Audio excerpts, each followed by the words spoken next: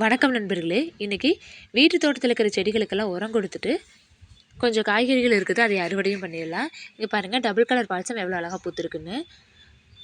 நீட்டு மிளகாயில் நிறைய மிளகாய் இருக்குது, அதையும் பறிக்கணுங்க. நிற்பவளம் பார்த்திங்கன்னா வர ஆரம்பிச்சிருச்சு. கோழி கொண்டு பாருங்கள் எவ்வளோ அழகாக பூத்துருக்காங்கன்னு. சக்கரவர்த்தி கீரைனா புதினா இதெல்லாம் சூப்பராக வளர்ந்துக்கிட்டு இருக்குது. அடுத்தது ஆரஞ்சு கலரில் ஒரு ரோஸ் பூத்துருக்குது பாருங்கள். தக்காளி, மஞ்சள் எல்லாமே சூப்பராக வந்துட்டுருக்குதுங்க.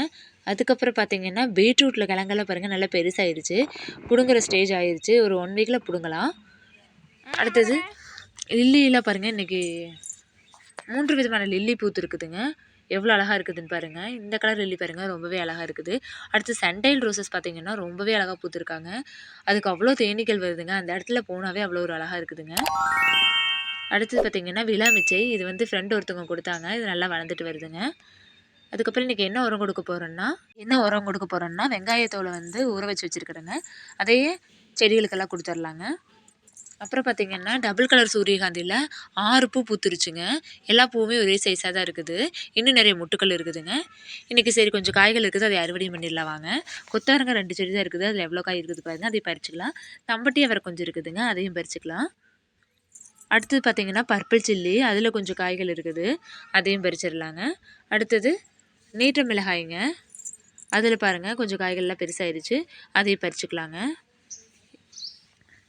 நல்லா திரண்ட காயெல்லாம் பறிச்சாச்சுங்க. சிலோன் பசலைக்கீரை பாரு நல்லா வளர்ந்துருச்சு, அதில் கொஞ்சம் கீரைகளையும் பறிச்சுக்கலாம். அடுத்தது பார்த்திங்கன்னா குண்டு வெள்ளரி, அதுலேயும் நிறைய பிஞ்சு விட்டுருக்குது. இப்போ ஒரு காய் பார்த்திங்கன்னா நம்ம அறுவடை பண்ணலாம். குண்டு வெள்ளரி பார்த்திங்கன்னா இதுதான் ஃபஸ்ட் டைம் நான் எங்கள் தோட்டத்தில் போட்டிருக்கிறேன், அதையும் பறிச்சுக்கிட்டேன். அடுத்தது சீத்தாப்பழம் மரத்துக்கிட்ட போனால் அதுலேயும் கொஞ்சம் பழங்கள் இருந்துச்சுங்க. நல்லா திரண்ட பழத்தை பார்த்து பறிச்சுக்கிட்டேன். அதுக்கப்புறம் பார்த்திங்கன்னா மாதுளை, அதுலேயும் நிறைய பழங்கள் இருக்குது. கொஞ்சம் நோய் தாக்குதல் ஏற்பட்டுருச்சுங்க.